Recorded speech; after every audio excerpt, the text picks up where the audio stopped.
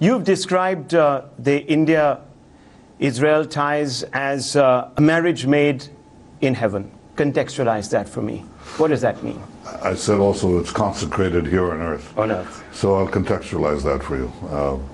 I was in one of the centers of excellence in Gujarat, where Israeli know-how in agriculture is being transmitted to Indian farmers. 5 Indian farmers got up, 4 men, 1 woman. And they said how this know-how in raising vegetables, growing vegetables, helped increase their income by 4 times or 5 times. And I said, this is tremendous. If we can have that multiplied to all of India, half of whose population live off agriculture, it means we just raised the living standards for a massive number of Indians. This is, for me, the meaning of this partnership. It's real, and it affects the lives of ordinary Indians. We're going to do a lot more together. Yes, I've been reading up a large number of commentators in the Israeli press, and they've sort of referred to this as the Bibi doctrine. They've said that Netanyahu wants to offer to other nations of the world the best that Israel can offer. So where does India fit into this equation? Smack in the center of it. First of all, I have to say that it's not merely utilitarian. It is, I mean, in many ways, there are interests here. I'm quite open about them. The fact that we can assist India in agriculture, in high tech. By the way, I met a 14-year-old Indian boy in the other place that we visited in Gujarat, which was high tech ventures center that I create, that Prime Minister Modi inaugurated with me. I was deeply moved and deeply honored because we share Israeli technology too. And this young 14-year-old showed me a drone that goes up in the sky and identifies landmines, just relieving a lot of agony and misery to a lot of people.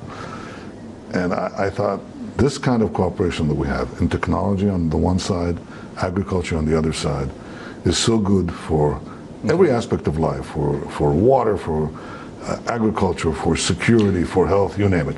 So this has benefits, tangible benefits, but I don't see it merely as securing for us the cooperation of India, the markets of India, that of course, but also a partnership of civilizations, a partnership of 2 democracies. That has to also impinge upon a strategic equation. And there are a few in India in the opposition who have problems with that. How do you address that constituency? What do you tell them to reassure them on the strategic side? I tell them that Prime Minister Modi is, first of all, a great patriot of India, and he does what is good for India. And I think that when he thinks about increasing vegetable production, increasing milk production, enhancing Indian security against terrorism, catapulting young Indians into the future with technological know-how, I think he's thinking about our relationship in terms of not merely what is good for Israel, that's my job. He's thinking about what is good for India, and I think he's right. There are many here, and I'll be very specific, who have said that, look, this relationship on moral grounds, we have problems with it because, you know, there is the question of Israel and occupying power, this, that, the other in Palestine. These reservations constantly crop up. You were Prime Minister in '96, and it has come almost 22 years to the day when the Prime Minister, Netanyahu, can come out and say this is a marriage made in heaven. So there's that constituency. How do you address that constituency and their concerns about it? Well, look, you know, Israel does not claim to be a perfect country. I'd like to know what is the perfect country, who is not without problems. But we extend our hand in peace to all our neighbors. It's unfortunate that at least on the Palestinian side, we've not seen a reciprocal response. I can understand where you're coming from because India has the same problem with Pakistan.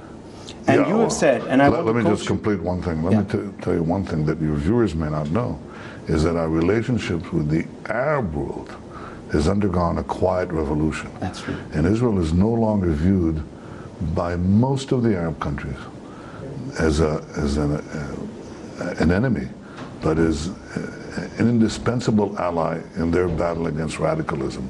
So there's a new relationship in the Middle East, and that coheres with the new relationship with India. I like soft power, but hard power is usually better, you said. Today, India does not engage Pakistan because we believe terror and talks cannot go hand in hand. Do you endorse that point of view, the Modi government?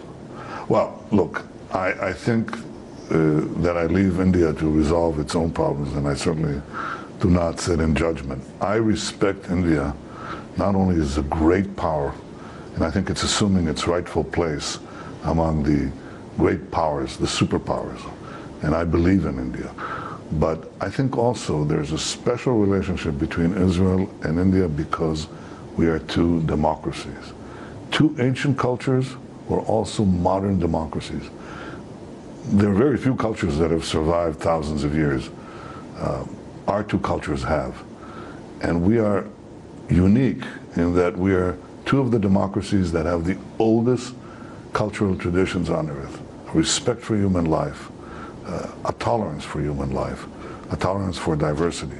This is very valuable. So I don't just view our partnership in utilitarian terms, and I don't try to say India must do everything that Israel wants, and India and Israel must do everything that India wants. It's just a very natural partnership. On that point, when India recently voted contrarian to perhaps expectations in the UNGA, did that sort of strike you as slightly odd? Was it awkward? There's been a shift in international forums, but it takes time and not everything is done. And sure, we'd like to see different voting on every single issue, but I think what's more important is what is actually achieved in Prime Minister Modi's historic visit to Israel and my reciprocal visit here. Some countries did. Of course it could, and I hope it would in the future, but it doesn't cast a shadow over this. So it never came up in your conversations with the Prime Minister at all? I've had wonderful conversations with him, and I think that I'm very confident about the direction that our relationship is going in the future. I have said, and others who came with me, or seasoned diplomats, they said they haven't seen a reception as warm. It has been from the top and to the people, down to the people, as we've been received here. And I can attest, having, I'm not a youngster, I've already been in the business of diplomacy and international politics for years. I concur with that completely.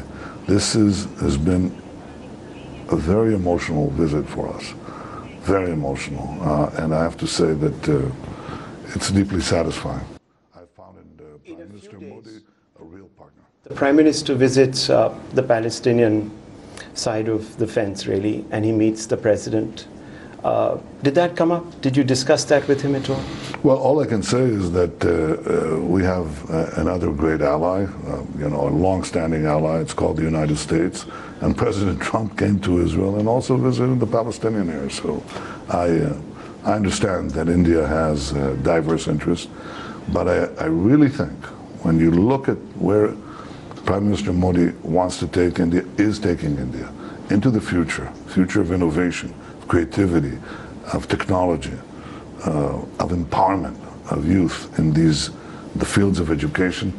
I think the natural partnership and the most beneficial partnership will not is with creep Israel. in. The Palestine issue, perhaps reservations, and India's own equations with Iran, some of the countries these are not going to sort of rupture. I have great faith over time that the more we cooperate with each other, the more we'll see eye to eye on issues that are important to us and issues that are important to you here in India.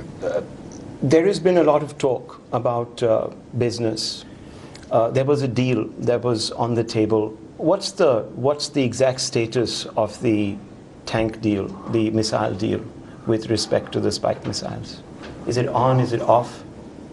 I spoke to Prime Minister Modi about it, and he and his officials informed us that this deal is back on the table. It's back on the table. It's back on the table. I can't say more than that, but it's been put back on the table. So what is your let's see how it comes out. What was your lasting impression? You've now confronted cross-border terror right here in Bombay. You have seen what it actually does. India carried out a cross-border strike Do you think that's the effective way of, would you endorse a move like that? Israel takes a very tough position on these issues. Well, since I'm also the foreign minister, I have to be very diplomatic. Yes. So I'll say this. In order to deal with terrorism, the first requirement is intelligence. We share intelligence with India and with many, many countries, and we've prevented dozens and dozens of major terrorist strikes that could have disrupted the whole international system, including civil aviation. Planes being bombed from the sky. So this is the first contribution, intelligence, and I think Israel's intelligence services in fighting terrorism are second to none. The second is something I talked to the governor here, the chief minister here in Mumbai, and that is how to train your own forces to intervene in times of a terrorist attack, to intervene rapidly. There has been some cooperation on that, and we look forward to doing more. By the way, I spoke to three governors, also of Uttar Pradesh and Gujarat. I met with them separately to talk about our cooperation in various fields. I was delighted how interested they are in promoting that. So on terrorism, I think it's intelligence, it's real-time intervention, and of course addressing other issues which we'll discuss at other times. There are some, my last question, there are some UN-sponsored, well, UN-designated terrorists across the border from us. If India were to go in tomorrow and carry out another surgical strike to eliminate them, would Israel stand and understand where India is going with this? Would it endorse it? Well, let's say this, that we have some understanding of the problem, and I don't think I have to add beyond that. But I will say that that our partnership is, first of all, directed for things. It's not directed against specific countries.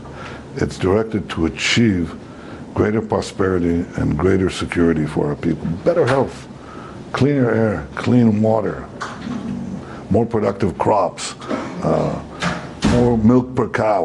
On all these things, Israel does something. And I heard something else today, just now. I had a meeting with business leaders here in Mumbai, and one of them said, listen, I just bought an Israeli company. He said, my stock went up immediately. This is what I like to hear. I like to hear how our people, our companies, actually cooperate with one another for great benefit. It's very important that you should say that it's not directed against any company. Last question, against any country, because Pakistan over the last few weeks has been making some very bellicose statements saying that this relationship poses a threat to the region, this, that, the other. How do you address people in Pakistan who think like that? We're not enemies of Pakistan, and Pakistan should not be our enemy either. Thank you, Prime Minister. Wonderful speaking with you. Thank you.